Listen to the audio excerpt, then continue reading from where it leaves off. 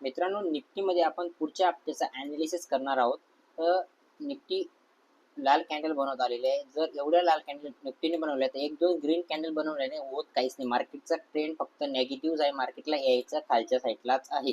मी तर ॲज्युम करून चालतोय की मला येणाऱ्या दिवसात हे जे टार्गेट दिसतंय तुम्हाला 24,000चं राऊंड नंबर हे टार्गेट सुद्धा पाहायला मिळू शकतं. आता जस्ट मी तुम्हाला शॉर्टमध्ये ॲनालिसिस सांगतो की उद्यासाठी मार्केटमध्ये काय होऊ शकतं, परवासाठी काय होऊ शकतं. लमसम म्हणजे येणाऱ्या वीकमध्ये मार्केटमध्ये काय होऊ शकतं.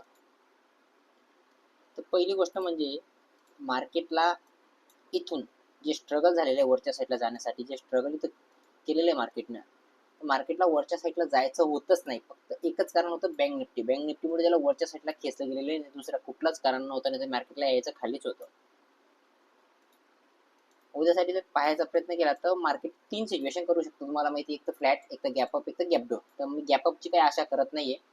मी अपेक्षा करतो मार्केट फ्लॅट ओपन होईल आणि डायरेक्टली मार्केट सडनली खाली येऊ शकतं किंवा सडनली वरती जाऊ शकतं. माझ्याकडे ऑपॉर्च्युनिटी एकच आहे, जर मार्केट वरती जाईल तर मी इथून सेल करेल. मी आरामात रिस्क घेईल, इथं सेल करेल, इथून सेल करेल आणि मला लमसम मला आहे ना इथपर्यंत टार्गेट, म्हणजे मी ॲझ्युम करतो मला 24,720 पर्यंतचं टार्गेट आरामात भेटेल, काही विषय नाही एवढा.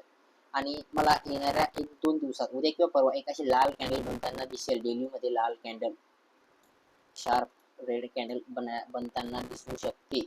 तिथं इथं इथं मला अशी रेड कॅन्डल मी तुमच्यासमोर ड्रॉ करतो, अशी रेड कॅन्डल पाहायला मिळू शकते उद्या किंवा परवा या 2-3 दिवसामध्ये. आता जसं सिच्युएशन बोललो होतो तुम्हाला मी, आता दुसरी सिच्युएशन पाहूया, गॅप डाऊन. जर गॅप डाऊन ओपन होईल तर मी इंटरेस्टेड राहणार नाही. इंटरेस्टेड का राहणार नाही, एक्झाम्पल सांगतो. जर गॅप डाऊन ओपन होईल, जे आपल्याला टार्गेट भेटणार होतं खाली येणार, तिथं टार्गेट ऑलरेडी डन झालेलं आहे. मार्केट गॅप डाऊन होऊन डन झालेलं आहे. मार्केट काय करेल मग, गॅप डाऊन झाल्यानंतर मार्केट वरच्या साईडला जाईल, खाली येईल, वरती येईल, तिचा टाइमपास करेल, इथून खाली येईल. अशी कुठल्या प्रकारचं मार्केट सिच्युएशन क्रिएट करेल, याच्या व्यतिरिक्त दुसरं काही सिच्युएशन क्रिएट करायला ड्रॉइंग अशीच राहील. मार्केट दुसरी मार्केट गॅप डाऊन झालं, वरती जाईल किंवा डायरेक्टली सडनली गॅप डाऊन, थोडं खाली येईल, वरती जाईल, खाली येईल, वरती जाईल आणि इथून डायरेक्ट टाइमपास करेल आणि मार्केट खाली येईल. मी एकच सांगतो की 24,900 आणि 24,700 मी तर थोडासा ॲग्रेसिव्ह नाही राहणार आहे, पण 24,700 खाली पूर्ण ॲग्रेसिव्ह मी सेलिंग करणार आहे. पण माझं बाईंगचं व्ह्यू एकही मिनिट नाही, बाईंग मी करणार नाही अजिबात. माझं बाईंगमध्ये लक्ष राहणार नाहीये. मी फक्त सेलिंग करण्यासाठी इंटरेस्टेड आहे, बाईंगमध्ये अजिबात इंटरेस्टेड नाही. आणि तिसरं व्ह्यू म्हणजे गॅपअप जर झालं तर चांगलीच गोष्ट आहे. गॅपअप झालं तर एक चांगली शूटिंग स्टार पाहिजे, रेड कॅन्डल पाहिजे, त्याच्या लो ब्रेक होऊ द्यायचा, मस्त मी सेलिंग करेल एकदम. मला माहिती माझं प्रॉफिट 24,720-30 पर्यंत आरामात मार्केट येईल. आणि जर मार्केट रनिंगमध्ये राहिलं तर मी स्टॉप लॉस ट्रेल करत चालेल आणि प्रॉफिट घेत चालेल. पण मार्केट येणाऱ्या दिवसात एक रेड कॅन्डल बनवणं एक संधी, अपॉर्च्युनिटी दिसते की एक शार्प सेलिंगमध्ये पैसा बनवू शकतो. सेलिंगमध्ये पैसा हा खूप चांगला बनतो, तुम्हाला माहिती आहे मित्रांनो. बँक निफ्टीत अजिबात हात लावू नका, बँक निफ्टीचं नावच काढू नका.